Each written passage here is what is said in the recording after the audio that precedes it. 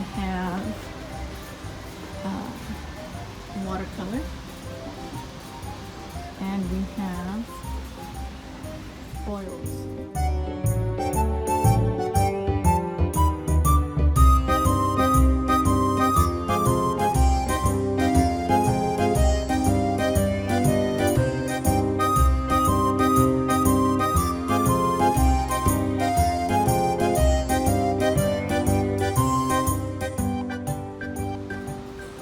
And this is a gouache, and it sounds a little bit like what it is. It's a kind of a wash, and that's kind of how I remember it. And this is really cool to use if you like watercolor and you like acrylic and you want something that's kind of in the middle. That's what this is.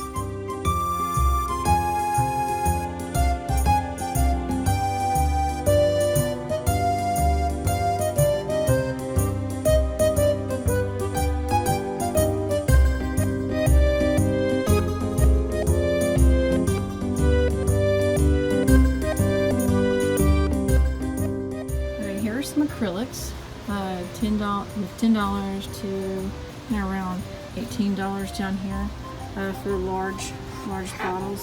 And this is a high viscosity, meaning these have a lot of smoothness to them when they go on, so they can tend to look a little bit opaque. All right.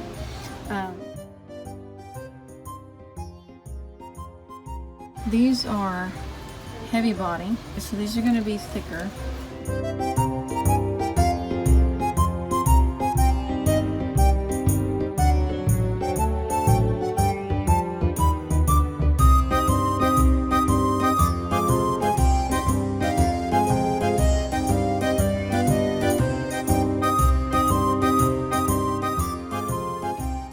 These are going to be more of the fluid ones here.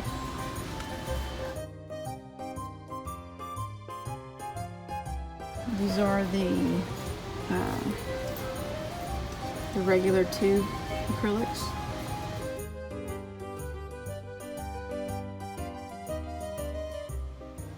Here is some of the cheaper. This is level 1. Okay, so this is some of the cheaper paint, and you notice the price difference. This is $5. Okay, over here is some more. And these are still some of the cheaper ones. And we move on to level 2 acrylic. It's about the same price. Some of the big tubes, of course, are more expensive. And then we can look at some watercolor. Okay.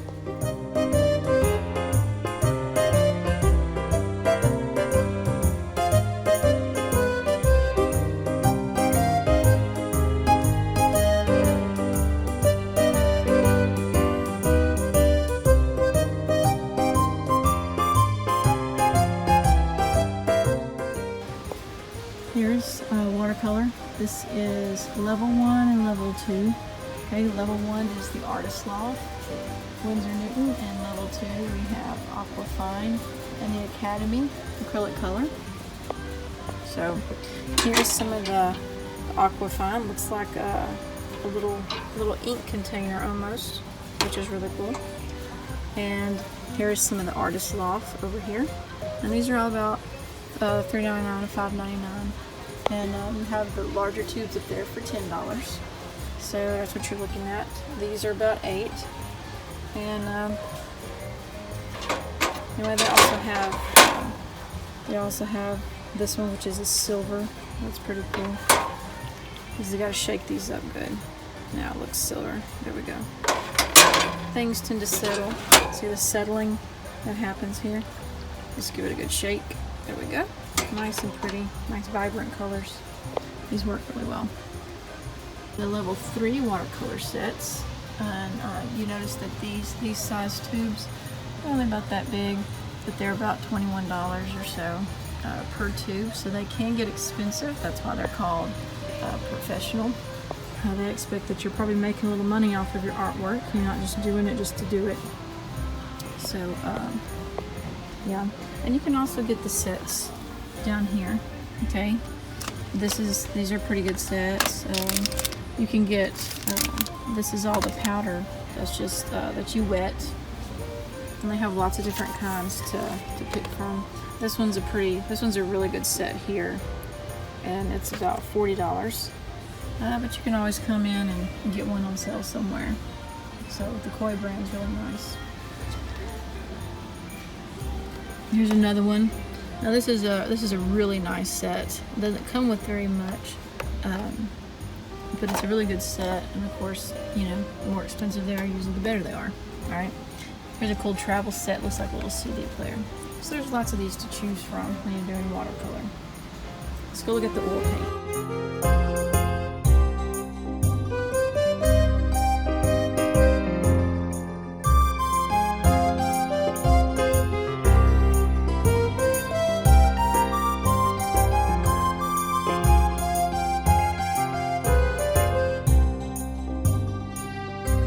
So here's level 1 oil paint, and what makes this different than the acrylic is it's mixed with oil.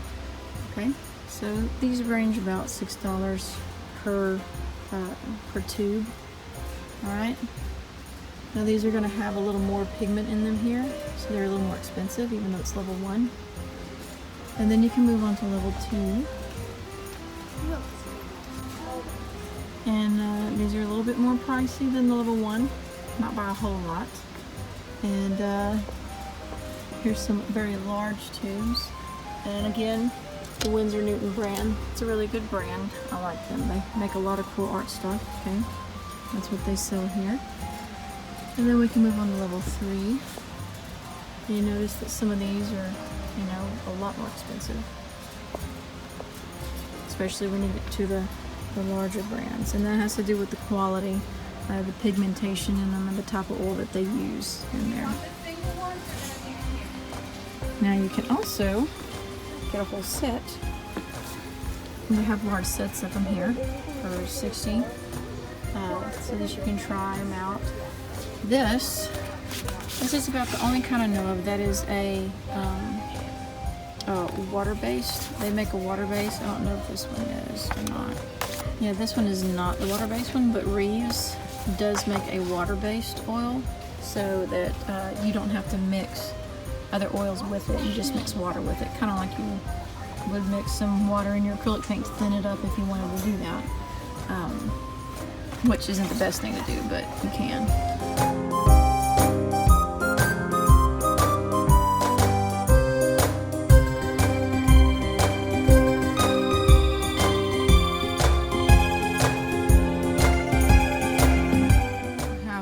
Of mediums. These are called mediums because these are added into your acrylic paints. This one has glass beads in it, which makes your artwork look really cool. This is modeling paste structure for flexibility and stuff, so you can do a lot of texturing and stuff with that. And some of these you can add your paint to it, or some of these that are so thick you can paint them first, do designs, and then add your paint over that. Here's a gel, and this is really cool because you add this to your acrylic paint. You can combine them, and it makes this paint go a lot farther. This dries clear. You don't see it, so it's like it makes this go a long way. So this is really cool to buy too. $16.99 here. You can get it at slightly different prices. Here's some Flow Aid. This helps your acrylic paint become a lot more smoother. Here's a matte medium. It's going to help your acrylic paint dry in a matte finish. So we have lots of stuff. This is a really good brand, Winsor Newton. I like it a lot. So there's a lot of different stuff here. We have gesso at the bottom, and there's a big bucket of this because you use this on the canvases when you paint the canvases. Some more of it. You can get it in a smaller container here. There's some of the prices.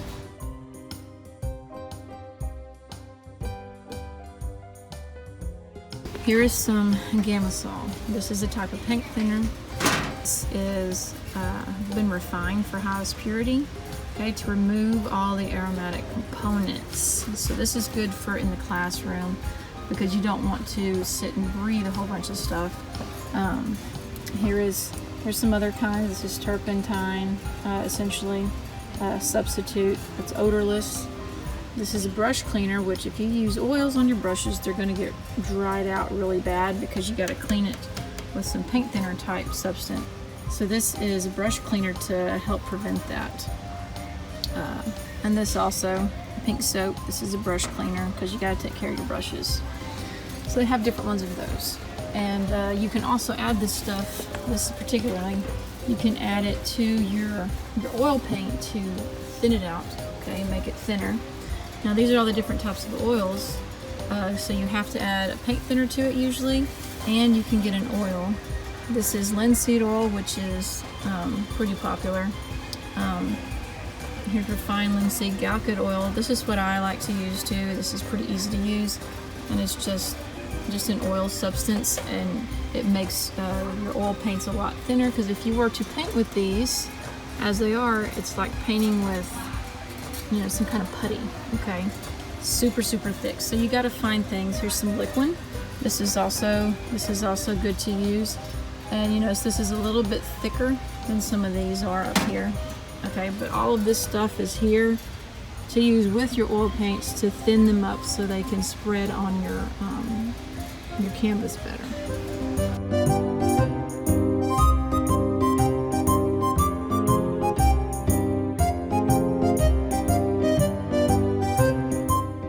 Let's talk about brushes. We have acrylic. We have watercolor. And we have oils, okay? So with acrylic, you have different levels here, okay? This is going to be, you can look for your level 1. This is going to be your best value for things. Let's look at the cost of these brushes, okay? We have, down here we have $3.99 for these. These are fan brushes. They look like a fan. They're good for doing grass and trees and lots of nature things. And we have some really big ones up here, and these are also about $3.99. So all of these are basically the same price, $2.99, things like that. And this is, of course, level 1, all right? Now if we move to level 2, okay, we notice the price goes up a little bit, right? They have some very small ones for details. We have all sorts of brushes still. There's some fan brushes as well. Now the big jump happens, okay, when you go to level 3 acrylic, okay? This is professional. So let's look at the prices for this.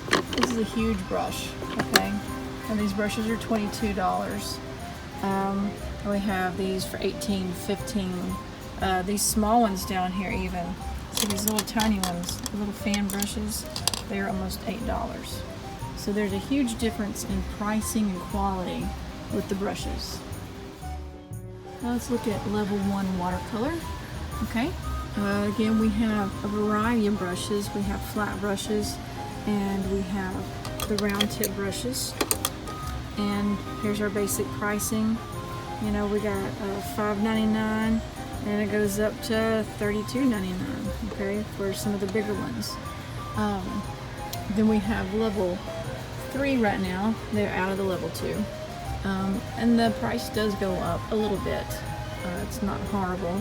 We have a small one over here for about $10, and this small one over here is about $10 too. So some of the pricing varies a little bit. Notice that we have some that have a nice pointed tip. Let's see if I can focus in on that. There we go. Okay, and these are really good for detail. We have really tiny ones. See that? So depending on what you're doing. And then we have specialty brushes on level 2. And these are very big. See right here how big this is? It's a nice big brush. This is going to be for doing a lot of canvas work. And this is a spotter. This is really cool. It resembles a fan brush, but it has a lot of different qualities. And here's one that's flat and does the same thing. And so yeah, that's about the basic brush work. Let's go look at the oil brush. Okay, so here we are at oil level 1. And you notice these are big brushes, and these are rough. These are a lot rougher feeling than the acrylic or the watercolor brushes. And here's some of the basic pricing for these. So these are more expensive than the acrylics, but a little bit cheaper than the watercolor. And here is, let's go to level 2. Level 2, they get a little bit more pricey. Notice that. Some of the big ones over here, we got $8, $9, okay? And it jumps up quite a bit in pricing, right? And then we can go to level 3. Okay, you notice they're out of a lot of these, but they're fairly decently priced as well for some of theirs. So there's the general pricing and levels of your brushes for your different medias.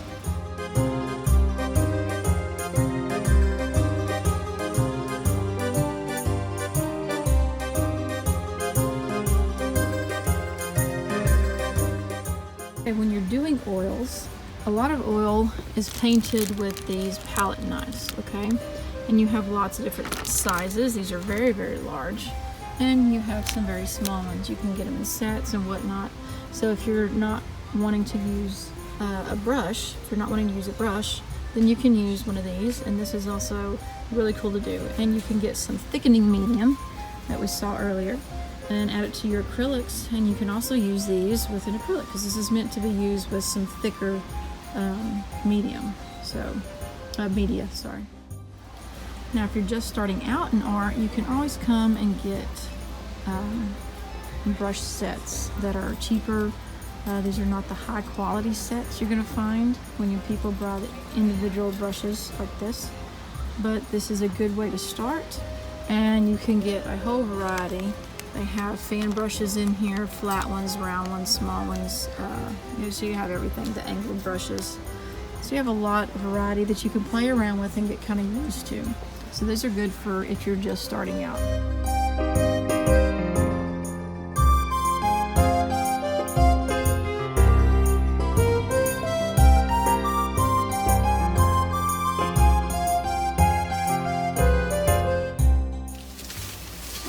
Okay, this is also, they have ink, and we have our ink rollers up here, okay?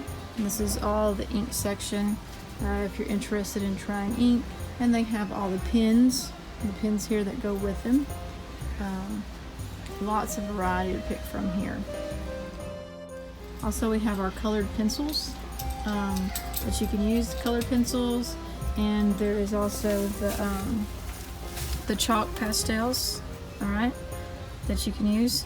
There's soft ones and some of them are harder, and this is just pigment that's been pressed and bound together. And so the softer it is, the easier it's going to come off onto your paper. And personally, I like softer pastels. And they range, there's lots of different qualities. So the higher quality ones are going to be a little more expensive sometimes than the ones that are not. But anyway, whether you're doing colored pencils or you're doing the chalk one, especially chalk things, this is a very important thing to have. You need some type of fixative.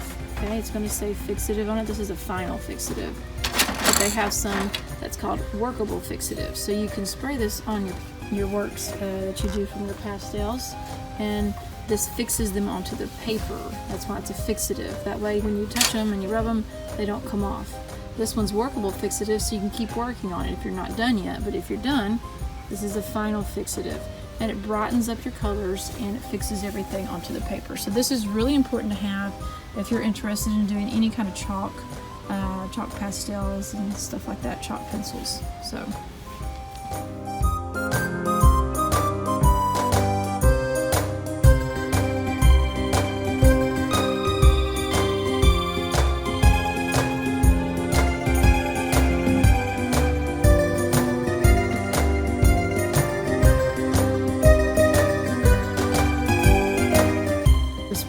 Canvases, let's look at these. Okay, we have two types. We have these, which are your traditional back stapled canvas. Okay, yeah, they're thicker. Okay, and you can hang these on things pretty easily. But then there is also your board canvases. These are called canvas panels, and they come in lots of different sizes. They have these that are the 9x12s, and they're about 10 bucks. If you go buy them at a store, you can get really small ones to practice on, a whole set of them for $3.99. And they have the much bigger ones down here, and these are $20.99, and these are the really large ones here. Okay, and you get 5 of those. So those are the canvas panels. Let's go back and look at the stapled back ones. All right, so we have lots of different sizes here that you can choose from, and some of them are really thick and some of them are not very thick. Let's see if we can find a thick one. Here we go. So this one, this is also level 3. You notice here's level 2, and then we have level 1. So you should be seeing a pattern. Paint, brushes, the canvases, everything's made to level, right? And we even have these huge ones up here, okay, that are like $100, okay? So these are, you have lots and lots of different kinds. You can also get some of these. These are probably the cheaper ones. Every store is going to probably have a set of cheaper sets, and which these work good too. Now on the back of these, you're going to have information. It says archival, acid-free, which you want, which most of them are. Medium surface, that's the surface texture on here after they paint the gesso. And of course, it's titanium acrylic gesso primed. All right. So that, again, the gesso that we saw over there, they use it to prime these. And these are going to say the same thing. Here is a level 3 quality. Heavyweight cotton duck, so the material is thicker. Archival quality, again, acid-free, gesso primed. And this, of course, is good with acrylic and oil paints. Okay, not wanting to do watercolor on these. This is not suited really for watercolor. So, I'm sure these are going to say about the same thing on the back of this. Okay, at medium weight, so this isn't quite as thick as the other one. Acid-free, gesso primed, and the same thing. So, there you go. All these are all primed with gesso to prepare them for painting.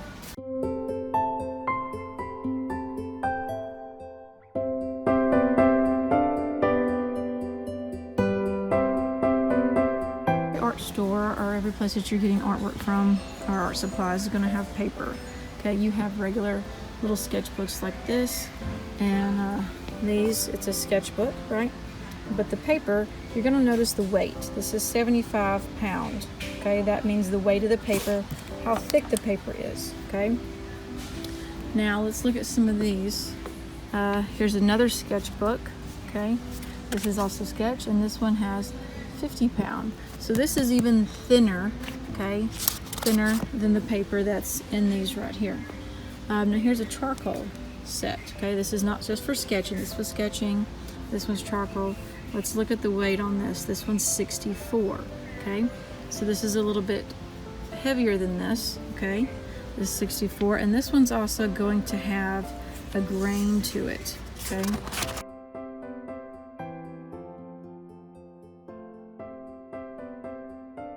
You can't really see it on the camera, but this has a bit of a grain.